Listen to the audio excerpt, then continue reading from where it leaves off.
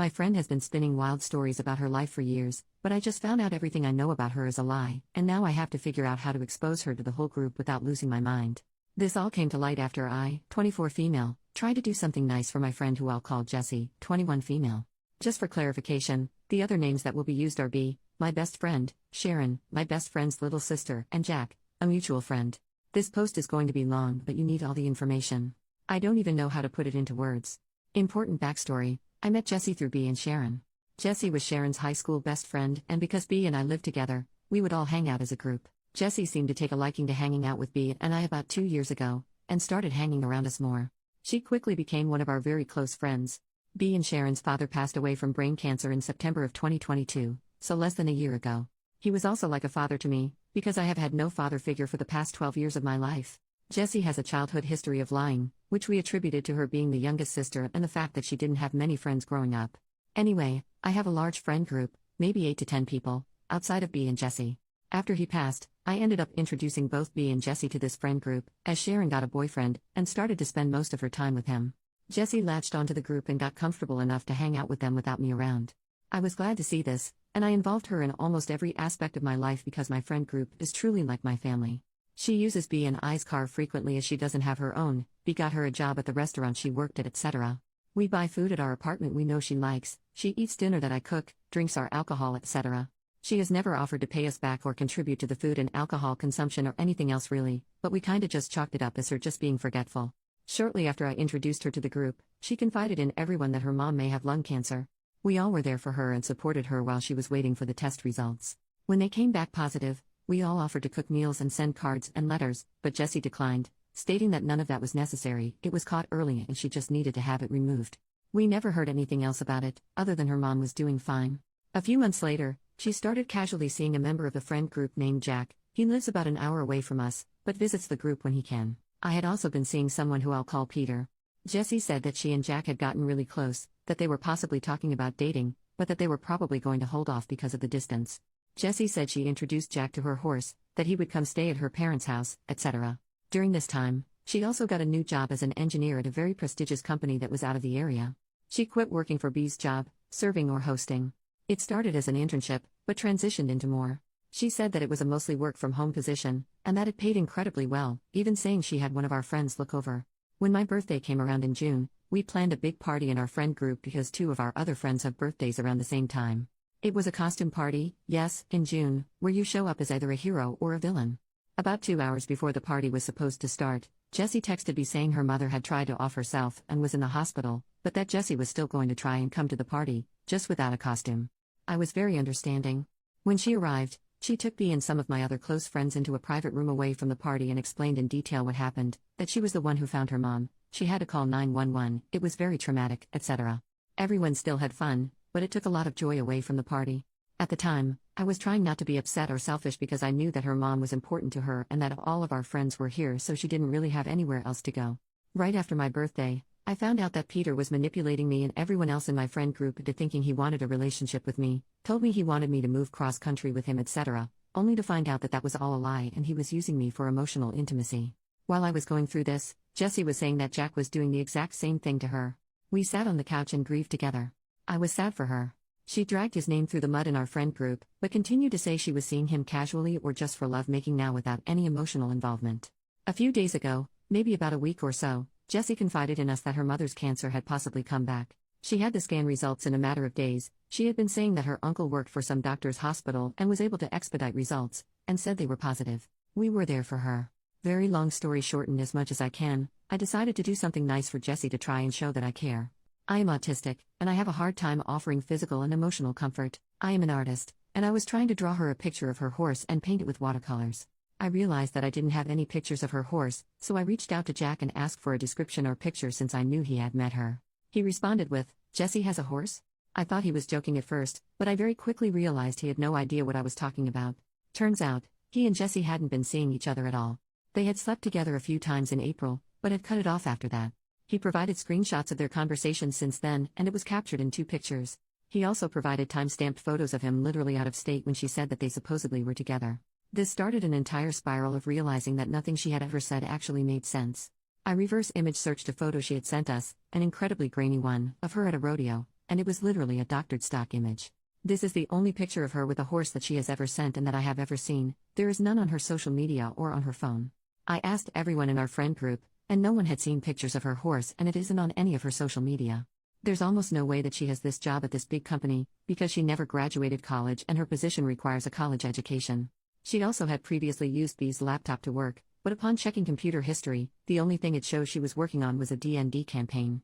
She also is never in the location that the company is actually in, always seems to have the day off with PTO or be done with her work, and conveniently never has her card on her to pay for things or is locked out of her Cash App or Venmo, and will bring cash the next time she sees us. But somehow always forgets that she owes us money, almost as if she doesn't have any money to give us.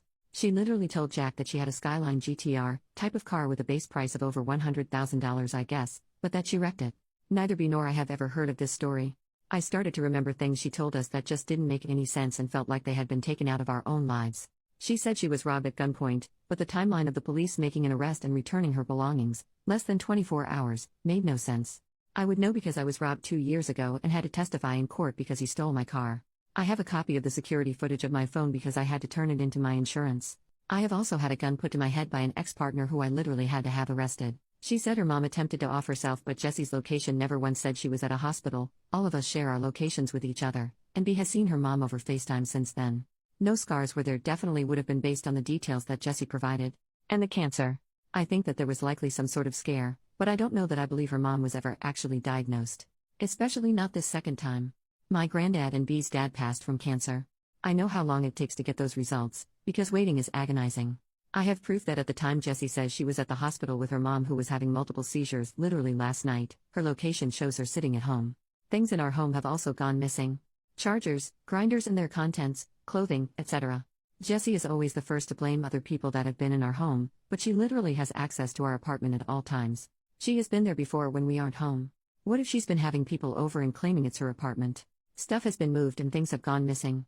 I literally don't know what to do or how to process any of this. I did some sleuthing and messaged her sisters on Instagram asking for a photo of Jessie's horse and offering my support with their mother's diagnosis. I'm anxiously awaiting a response. In the meantime, B and I have to see her tonight and put on the performance of a lifetime. Even if she isn't lying about her mom, although all of the other evidence I don't have the energy or ability to describe in this post points to the fact that it's all fake, the way that she manipulated me into offering her support during one of the lowest times of my life and lied about my friend to our entire friend group is enough for me to cut her off. I'm just trying to let the right pieces fall into place and get as much information as I can before I confront her with printed screenshots. We lied and said they were doing a battery check on our key fobs, and asked her to bring hers with her tonight, as well as all of the clothes that she has of ours so we can take inventory and figure out what we need to buy for our winter wardrobe. She will not be getting the fob back or be borrowing any clothes. She will absolutely not be coming back with us to our apartment to stay and won't be left alone with any of our belongings. What the hell do I do? How do I tell the rest of the shared friend group that she's been lying the whole time? I don't understand why she would lie about any of this or the other things she's just invented. Is this some sort of mental illness that can be treated? Please help. Any thoughts or advice are helpful. Edit to add some examples of some other possible, likely, lies. 1. She is a licensed mechanic. She wasn't able to help me with an oil change because she didn't know how, which I thought was suspicious. 2. She got kicked out of a Zach Bryan concert because the girl in front of her was making fun of her Doc Martens and she fought her. She drove my car to the concert, returned it with an empty tank and did not offer to put gas into it, but she never posted any pictures of the concert or the event and she always does this. 3. Her dad was abusive, said this after she found out that my dad assaulted me. 4. Her ex was abusive, said this after she found out that I survived 2 DV relationships. 5. She had a large SLUT tattoo removed from her abdomen and they used a special cream to make sure it didn't scar. To my knowledge there is no such thing and no evidence or picture of said tattoo. 6. Jack gave her a Patagonia jacket to keep and remember him by while he wasn't with her because it didn't fit him right. He denied this and says that he accidentally left it in her car when she gave him a ride to a bar and used to wear it every day for work. 7. She had an abortion at 6 to 7 months, said this after she found out about my abortion due to the DV situation I was in, claimed it was for the same reason. 8. Said she vacuumed B's floor after staying in our house for 5 days. She has psoriasis and sheds all over the house. The vacuum was in the exact same spot that it was when I had last used it the day prior in the living room, and when B swept the floor, it wasn't clean at all. There were flakes literally everywhere. There are so many more, but I am already blown away by this. My brain is literally mush at this point. Update 10 days later, so B, Sharon, and I took Jessie out to a Mexican restaurant, and waited until she ordered her food and drink before we started the official intervention. She has a nasty habit of leaving her wallet at home or getting locked out of her bank account, Venmo, or Cash App, so we had all agreed not to cover any part of her tab and to turn her information over to the server or manager if she tried to dine and dash. She was supposed to bring my pair of shorts, as well as a $50 bill to pay me back from buying her Barbenheimer tickets, plus the shared alcohol we pre-gamed with as a group. As soon as she sat down, she was going in on how stressful her day at work was and how she had screwed up something major in the company's budget, etc. We had to straight-faced listen without letting on that we knew it was all bull crap, one of the hardest things I've ever had to do. After we placed our food order, I made eye contact with B and Sharon and pulled out my phone. I set it to the voice memo record and placed it face down on the table. I was sitting beside her, and B and Sharon were sitting across from her. I started the intervention by giving her the opportunity to be honest. We let her know that we knew she had been lying about things, and that she had this one opportunity to save her butt and explain everything. She said she had no idea what we were talking about, and pretended to think back on everything, saying she couldn't think of anything we were talking about. I asked her if she needed any assistance, and she said yes. I pulled out a screenshot of the blueprint she had sent us claiming to be her work. Right as I put it on the table, she said, "Oh, that." And then the food came out. She made a big show of hiding the printout from the servers. After the server walked away, I asked her to bring out the blueprints because they weren't classified. She tried to say she uses templates for her job, but I told her that we knew that wasn't what it was. She then said, "Okay, so these are from NASA," and I immediately cut her off and said, "Try again." And it just went to crap from there. She just tried to double down the entire time, and Sharon, B, or I would have to stop her and Satam, "No, that's not true," or almost there. We were in the restaurant for 3 hours, recording for 2 of the 3. I'll give you some of the highlights. 1. Tried to say that her location showed she was home every time she said she was at the hospital with her mom because she could switch whose location her Apple account showed her Find My Friends. I asked her to show me how to do it, and she couldn't. 2. Tried to say that her family had to sell the farm for cancer treatments, but that it wasn't as big as she had said it was. I asked for pictures or an address to the farm, and she couldn't provide this. Eventually tried to say that her family sold the farm a year ago, but couldn't provide any information. 3. Tried to say that she did actually work for this big company, but that she was just a paid intern. When I showed her the job listing from the company website, proving it was 100% on-site, and that she didn't have the required experience, she had nothing to say. 4. Her mom never tried to hurt herself, she was just really sad. 5. Finally came clean and said she was using drugs again, meaning every time she was driving B or I's car for a work meeting or business trip, she was just buying substances. This explains some of the lies, as she was using them for a cover, but there were just other things she lied about for literally no reason. This also explains the missing cash, clothes, and items around our apartment. If she didn't have a job, she was likely selling or trading our stuff. While this is very sad, my sister and ex-partner were both addicted to several substances. It's not an excuse for her behavior or manipulation. After a while, she came through about some stuff, but not everything. We plan to talk to her family this weekend about our concerns for her mental health and substances use. She tried to say she had already told them about everything.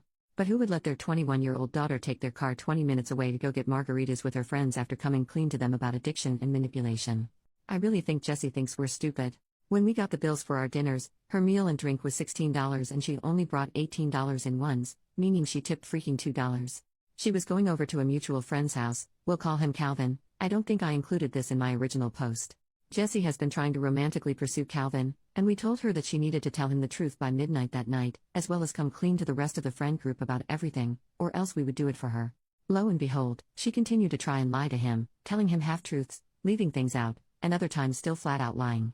I don't know why she didn't think we would follow up with him, but he was able to provide little to no detail matching what we had on recording. He was very angry and wrote her off completely. She also never came clean to anyone else in our friend group, so as promised, I typed out a message and sent it to a group chat that included her, as well as offered to provide screenshots and the voice memo. She is still trying to lie and manipulate the situation so that we look like the bad guys to people she thinks we haven't told yet. She still hasn't sent me my $50, but she has a shift at the restaurant coming up, and I'll be stopping by to ask for it in person. I've been sending her daily reminder texts and have received no response. Sorry for the long update. It has truly been a wild, wild week.